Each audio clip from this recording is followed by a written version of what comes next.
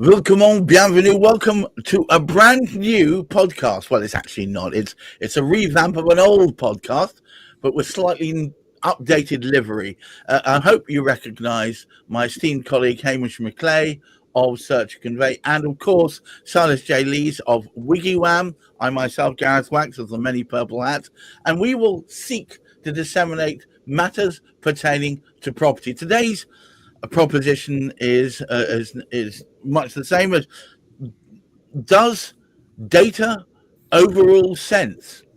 Do we have a fight for human conveyancing? Hamish, would you set us off, please? Well, it rather depends where we look to this, because there are a lot of people. Now, this is a strange thing. It's people, and I don't think it's AI generated or anything. People are saying that people basically need to be overridden. And now it's strange that people should be saying that, because they're the ones that are going to be making the money by making the data that they want us to be using to pay them for using it. And they feel that by doing that, although it makes them wealthier, somehow or other it's going to improve matters for people in the property world who want to buy and sell properties. Whereas the reality is there is a shortage of people. I mean, the worst of it is a shortage of builders, and that doesn't help matters any. However, there's a shortage of builders, there's a shortage of materials. The one thing we are definitely not short of is data. What we are short of is people using data the right way. And this is where the challenge is. And it doesn't matter what the government is that's in there, what anybody says about it. Unless you speak to the people that are involved, you're not really going to get anywhere. So you need people speaking to people. If you've got data to hand, wow, that does help. But first of all, you've got to get the right people speaking with each other. It just seems to be the old story, doesn't it, Silas? The trouble is we bring in technology, and some people want it to replace everyone, and others want it to augment everyone. And I'm never quite sure where the fight will end. That's a great observation, Gareth. I think from my perspective, I'd just like to share a little story about the dangers of sidelining human intervention, if I may. So growing up, I grew up in the sort of West Midlands, and there was a new roadway put in called the Black Country Route. And some planners had this bright idea of let's build a dual carriageway bypass through this part of the West Midlands. And unfortunately, nobody had consulted with any of the old mine workers or people that had any kind of knowledge of the mining operations that took place in that area. They just decided they were going to steamroll this roadway through. And of course, when they started pouring concrete, they were pouring hundreds, if not thousands, of gallons of concrete, because it was all going into these mines that nobody basically filling up mines. Yes, and this is a common thing that we see time and time again, where there's this great idea that technology can solve everything, and it really doesn't. And you can have as much data as you want, but there's no substitute for the expert conveyancer, the expert search provider, the expert estate agent that knows the area like the back of their hand, as the old phrase goes, and can have the ability to put that experience into the heads of other people or guide them accordingly when it comes to solving certain challenges. So I think it's a very dangerous route to suggest that technology or AI can solve all of these problems, because it really can't. It strikes me that we've got ourselves a brand new toy, and we're desperately trying to see whether it's going to be a key, whether it's going to be a widget, whether it's going to be a this or it's going to be that. It just worries me, Hamish, that we're going to throw more technology at the problem and end up with a lesser quality result. It's like anything else. If you pick up a book and it has 1,000 pages in it, there's two aspects to that. One, it's heavy. In fact, it needn't necessarily be. The way they actually put print size these days is abysmal.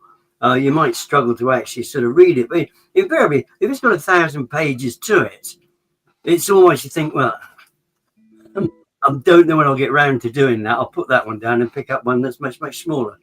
And the data that we actually sort of have available now, it is just unbelievable. We know it too well. You used to be able to press a button and ask Google questions, and right. You'd have several opportunities to actually get hold of this information. Now you get 750,000, within milliseconds. Right. Much of which you don't need. You struggle then to battle through that data that's important. However, you can't use AI to actually take out, because AI doesn't understand the human element. And I think one of the other important aspects which we need to remember, and this comes into it, people buy for emotional reasons, and different things they buy for, like a pair of shoes, for example. That's dead easy. Now, probably even that you wouldn't want to buy on the internet.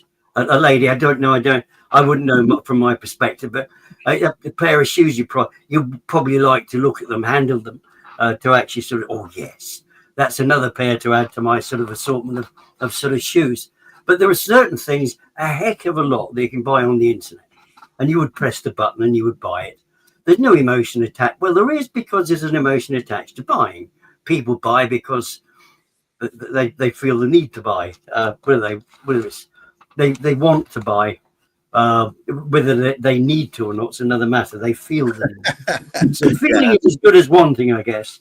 And unfortunately, when we go through the procedure of changing ownership of something, you don't really buy 1,000-paper sort of book to buy a car. There's certain rudimentary aspects. You might wander around, kick the tire, and even pick up the bonnet and think, well, that looks lovely and clean. Or whatever one does with it, one might want to. But I mean, something like a house, it's really, by and large, you won't buy a car online. You might look at it but you want to go and see it. But because it's an emotional decision, you'd like to speak to the owner about, why are you selling it? Oh, because the engine's crap. No, do you know what I mean? You need to speak to the person that's helping to sell the property as to why you want to sell it. Well, I need to sell it because I want to downsize. I need to sell it because I've got to move for my work. I need to move. All of these things, it's the human side of things. And it's impossible without that 1,000-page book to get absolutely every question answered in this that's possible to ask. And this is a big challenge with material information, which said so much that all you must have. Yes, we do need a certain amount of information. However, if it doesn't come up, people who are experienced and professional about it will ask the question as and when it's needed anyway. You don't need the overkill.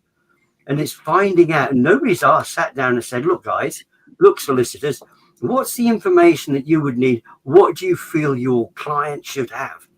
Now, if they sat down and did that, but that's what professional lawyers go through. That's what property lawyers will do.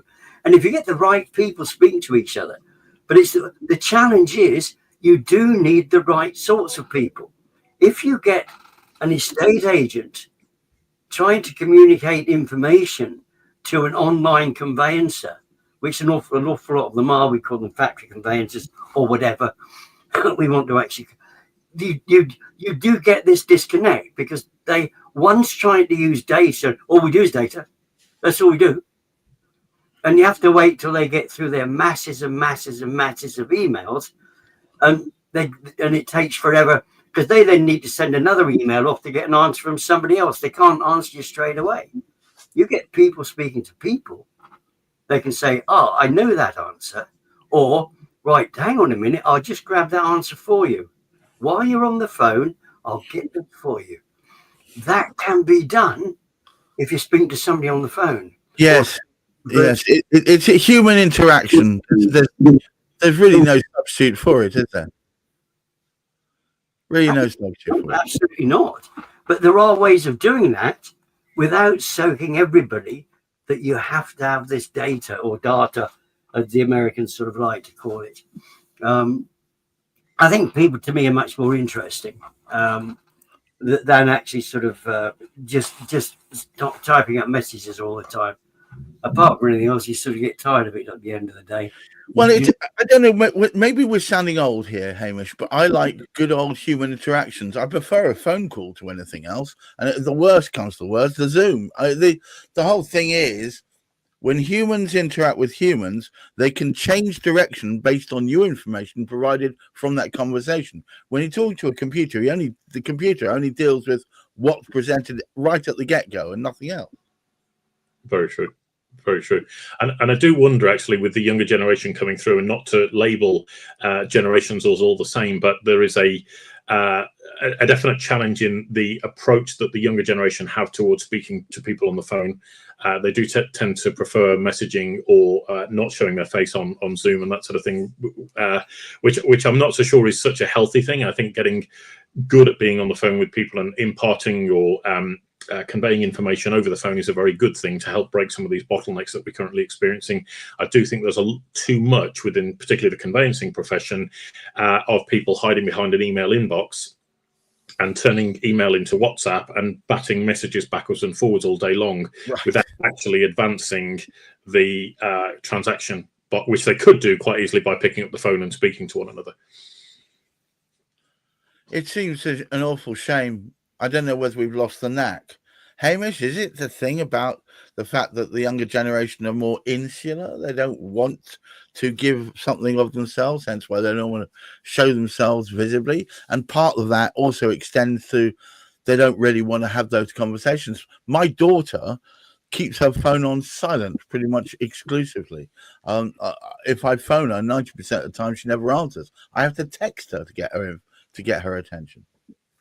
Well, you're fortunate there, because I can have my phone in all sorts of places. I can lose it for a day and a half, and I don't actually miss it, because if I want to communicate with somebody, I'll actually find ways of actually sort of doing it. Sometimes email, hey, how about an online meeting, because that can be more efficient. However, I think what did happen, and there is so much damage, it's impossible to actually assess how much damage was caused by the lockdown unnecessarily. And part of that is to do with communication, because people found different sort of ways of doing it. And I think it also seems, because of the way, anybody down in the 20s, they haven't lived without the internet.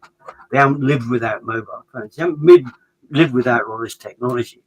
And I love the idea, and it takes a few of us back here, because I was working in engineering at the time, and when fax machines first came in, two reasons for it, because very often I was looking for information about material that I was buying and all sorts of stuff like that, and somebody could send a message through to me without pestering me on the phone, because if I was in my office, it was fine, the phone was there, but I was out in the sort of factory where I happened to be working, was buying all the materials and things for. The phone wasn't anywhere near me. And then somebody said, well, Mr. McLay, please come to the... So you go all the way back to... So it was great that this information could actually sort of come through. And then you could pick up the phone and communicate about that information. And I think there is information, and I think we intimated earlier, that whilst you're going through this particular sort of process, things you do need to know. Oh, wow, I've got this written down. I know who the owner was. I know exactly what's about. There is this particular. They're the right owner. There's nobody trying to sort of pull wool over eyes. Everything's been checked out. Got the security check. Great stuff. That didn't necessarily need a phone call. However, when do they want to move is important, because we've got two people. There's somebody wants to move out. Somebody wants to move in, and you've got to try and get that without really. Yes, you can send a message backward and forward, but we miss out too much. And I think in the majority of transactions, I mean, Silas will hold me up on this particular one, the majority of times when there's a hold up, it is because communication has missed out and it's not gone through. And this is the type and style. After all, at the end of the day, the reason why a lot of these, we get a fall down and somebody decides to pull out of a transaction, very often, 1/3 of those are down to the buyer, the seller, saying, "I'm not interested anymore." However, if it's going to happen in a matter of weeks instead of half a year, there's a different story, because yes, they can still pull out because it's necessary. Something might go wrong. However, the longer you extend it for, it tends to be that the communication isn't getting through, and that is the big challenge. That's why it's extended, because people aren't communicating. I was going to ask you a quick question before I wind everything up. Silas, we are helping you promote WikiWam, and there's a good reason for that. Seems to be that one place that people who are interested in property can go to talk to people of quality without fear of being buffeted around by an algorithm or being shoved with loads of ads in our face. So who is it aimed at? And what is it for, very briefly? Great question, Gareth. So in essence, the way we built WikiWam was to serve the property professionals who are conducting the transactions, as well as their fee-paying clients, i.e. the buyers and sellers who are paying for everybody's wages. So what we found very briefly is that buyers and sellers don't tend to move all that often. In fact, the statistics show we're moving on average every 21 years now. So it's a long time between moves. It's very overwhelming as a process. It's very confusing. So we built in not just an educational element to the site, so people can find out the sort of hints and tips and tricks that you can use to move house a lot quicker, but also the entire journey is mapped out for them online so that they can see roadmaps, if you like, or a sort of destination points on the timeline for moving that they can see. We're not that far away from actually getting the keys to our new home. The property professionals, there are statistics that are suggesting that 80% of a conveyancer's day or working week is spent on the phone giving updates, which leaves 1 day a week to do any work. Okay. As far as I'm concerned. So what we have created, I don't believe, we talked about communication briefly, look, there's levels to communication. Of course. You don't necessarily need, as a buyer, to know a 10-minute conversation to say that our searches have come back. But what we do need to know that something's happening, right? So we created what we call one-click updates. Literally, the conveyancer can go on there, click a button, it will notify the estate agent, both sets of conveyancers, the buyer and the seller in a heartbeat. So everybody's kept abreast of what's going on. So there's What none a of relief. What a relief. These people can go back to doing something useful instead of ringing around giving thousands of updates. Hamish, forgive me for jumping in with that, but I think it's because WikiWam has been such a great supporter of our channels. And what I would like to say as well, having spoken to your business partner, Chris, I believe that all the further episodes of Property Matters and the other ones that we do are going to be popping up on WikiWam, which is great news. Yep. Absolutely. Hamish, would you like to take us home? Well, it is a way of communication. I do appreciate it's not quite the same as listening to somebody speak, but what we try and do anyway, in any of these podcasts, is we create an informative environment to try and let people know what's going on. Okay, much of it might be relative to our opinion, but very often it's guided by what the professional is saying. And one of the great advantages is Silas himself, of course, has got a tremendous wealth of, if you like, different aspects of property that he's been involved with over time. But this is a great thing about WikiWam, because everybody within WikiWam, they are property orientated. That's what they're there for, because they work with property. So from that particular perspective, it's a great place to be. You want to speak to property people, go to WikiWam to do it. Now, that's where you can pick up, you can find the contacts, the right people to speak to about the right thing. Then you can pick the phone up and actually sort of have a word with those. Because as we've said, data is absolutely great in the hands of the right people. Yes, it's terrible in the hands of less good people. I was going to say the right people come onto my podcast. Not necessarily. Yes, we can't guarantee. Yes, they usually do. We hope they would. We hope they would. Only remains for me to thank you, Hamish, for setting up a great channel. Hopefully, we'll gain more and more traction over time. Silas, as ever, amazing WikiWam platform, guys. I suggest you check it out. Click on the QR code at the top, and you'll find more. But you'll see more and more throughout the weeks. And it only remains for me to say, look after yourselves, look after each other, keep your feet on the ground, keep rooting for the stars, but make sure you check in on your mental health. Until next week, goodbye.